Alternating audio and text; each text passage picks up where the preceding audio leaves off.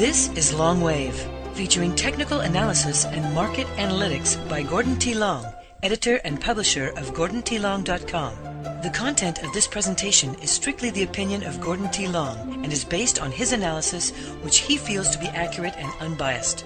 Participants may or may not hold positions in any securities that are discussed. You should always consult a registered investment advisor before making any investment decisions. Now, let's join Gordon for today's show.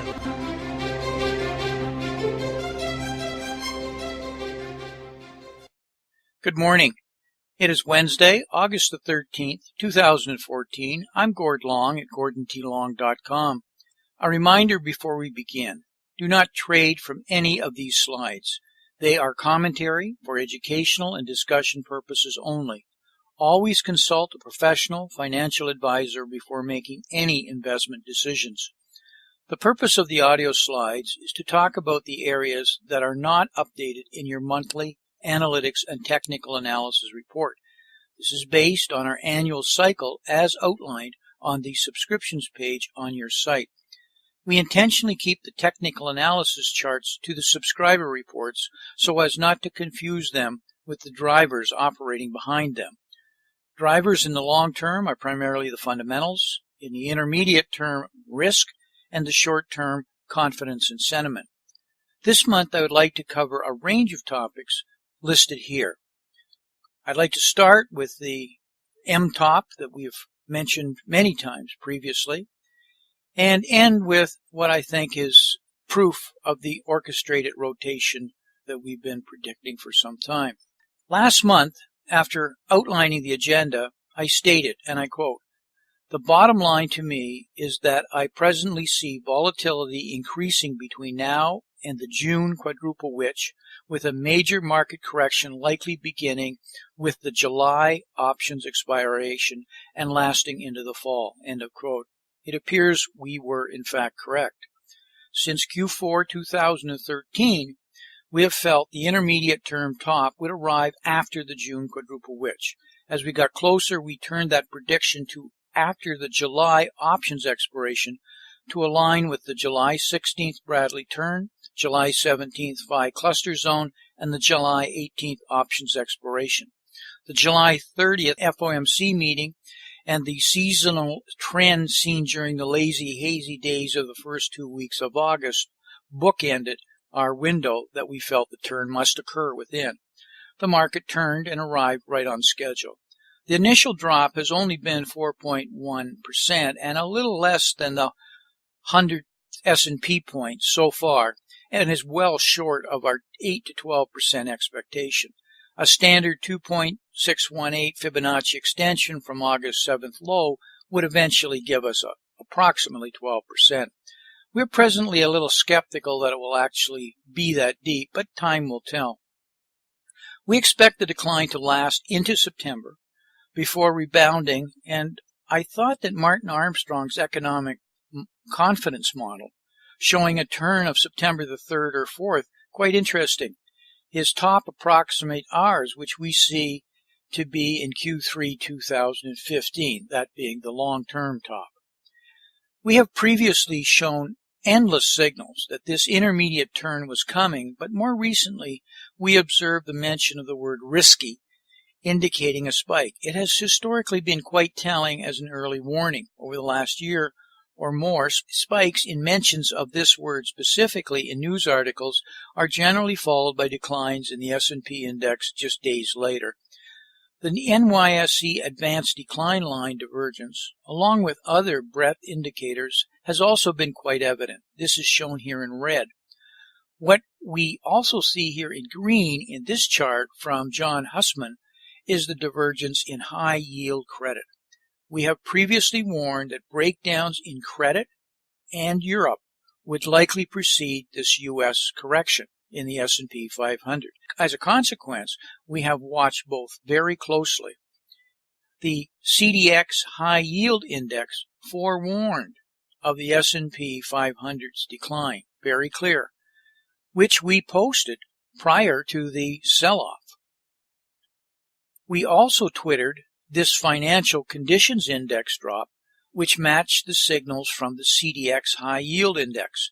The reason I'm dwelling on these charts and events is because these were clear, intended signals being telegraphed to the bond market. The Federal Reserve, as you will see, knew exactly the message that these signals would convey, and myself, for one, believe the Fed or its proxy was somehow involved in this process.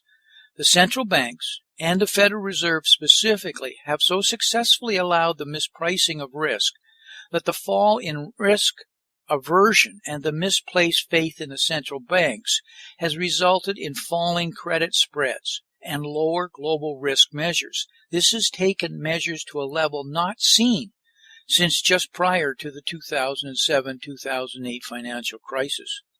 Too many people focus on the correlation of the Fed's balance sheet to the equity markets. Remember, the Fed is in the business of financing government debt, and therefore yields are important. A rising stock market has many advantages for the Fed, no doubt, but one not often discussed is the fact that rising stock prices make equity yields disappear and make atrocious government bond yields seem appealing. The chase for yield has driven high yield, otherwise known as junk bond spreads, down and prices up.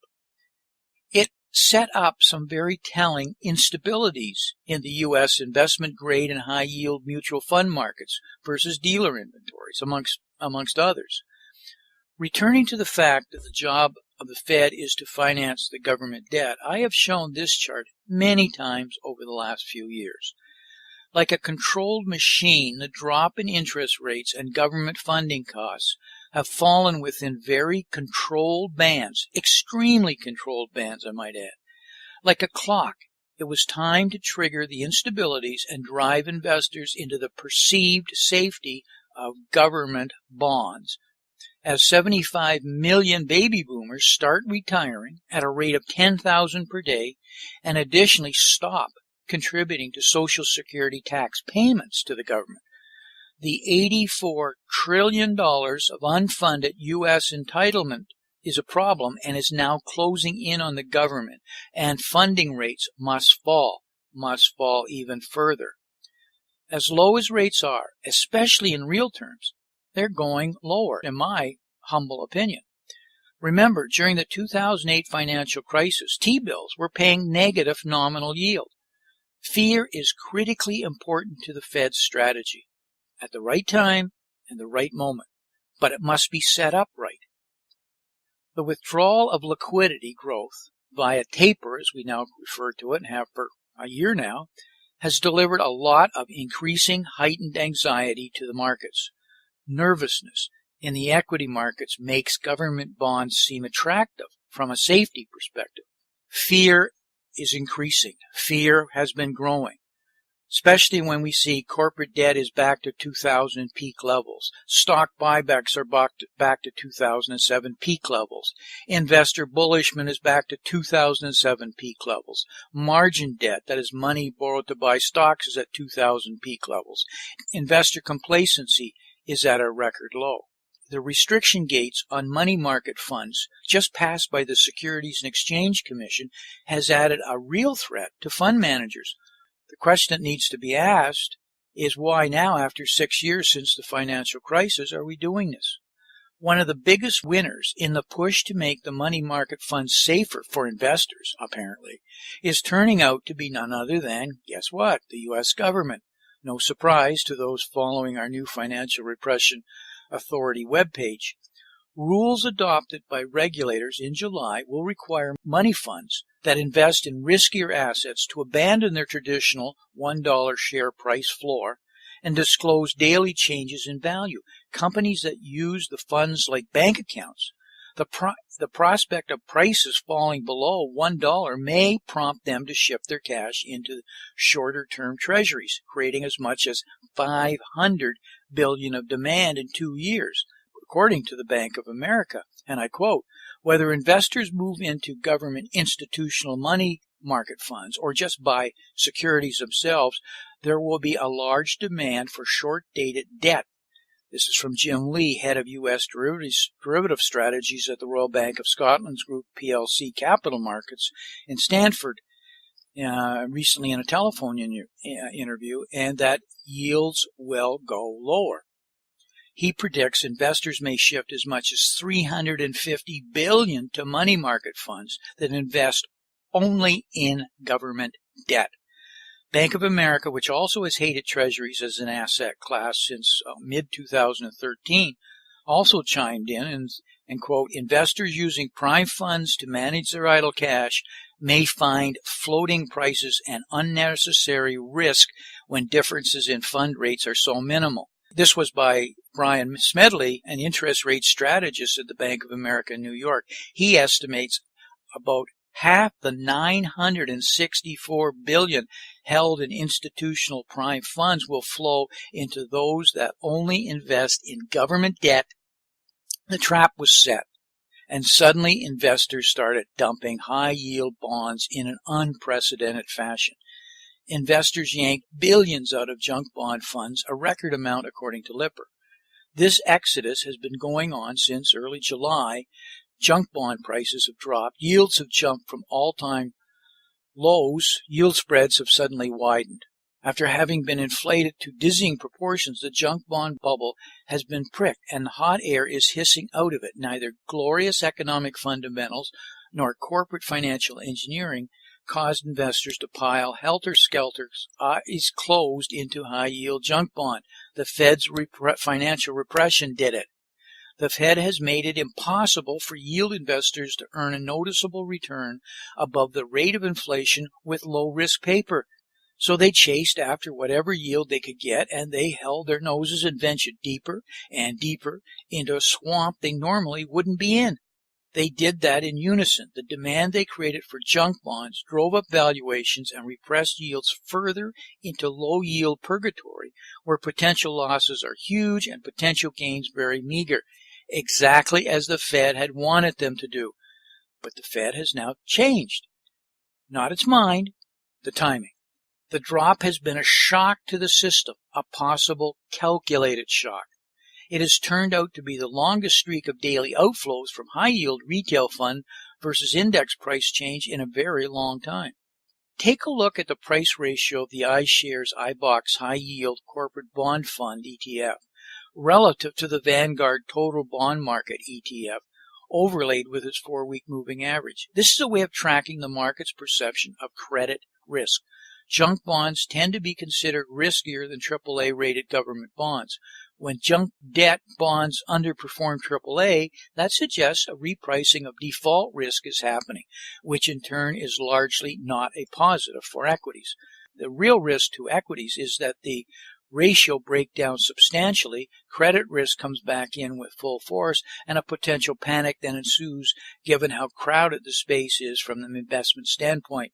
That's what the Fed wants, but a very controlled panic, I might add. When you see the divergence in 10-year sovereign bond yields, it is abundantly evident that it is more attractive to be now in U.S. government debt, especially when Mario Draghi has made it very clear he wants a weaker euro going forward. This is a carry trade player's ideal setup, and that's what it is, a setup. Coincidence? Highly unlikely. Planned and well orchestrated is my conjecture. Remember, we have been watching and expecting exactly this, so none of this is coming as any surprise to us. Europe has a serious problem. Remember, I mentioned earlier that Europe and credit were the two things we expected to precede a fall in U.S. equities. The European charts are absolutely frightening. The situation in Europe is getting worse. Nothing was ever fixed in Europe, and the European banks are in a precarious position, especially as developments with Russian sanctions over the Ukraine are unfold.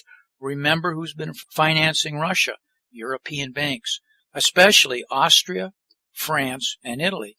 Richard Junkin in this quarter's Macro Watch does a masterful job of pointing out the seriousness of the European banking problem to the Federal Reserve and why it so desperately needs to help the ECB, along with itself, of course. The euro must be weakened, the dollar strengthened, and the U.S. government debt financed. This is exactly what is occurring. The equity markets are just a useful instrument temporarily in making all of this happen. This year's strategy document on the globalization trap lays out the basis for this chart and the thinking behind it. Macro and market events are unfolding right on script. It is nice when a plan comes together as expected. This, however, is not typically the case. This time, however, it is planned, and it has no alternatives in that plan. This must be what unfolds. The central banks are in a trap of their own making, as outlined in this year's globalization trap thesis paper. In closing, I'd like to take a moment as a reminder, do not trade from any of these slides. They are for educational and discussion purposes only. Thank you for listening, and until next month, may 2014 be an outstanding investment year for you. Thank you. This has been Gordon T. Long, editor and publisher of GordonTLong.com. New recordings are posted regularly and can be found at GordonTLong.com. New show notifications are available through RSS feed, iTunes, and other social networking venues at GordonTLong.com.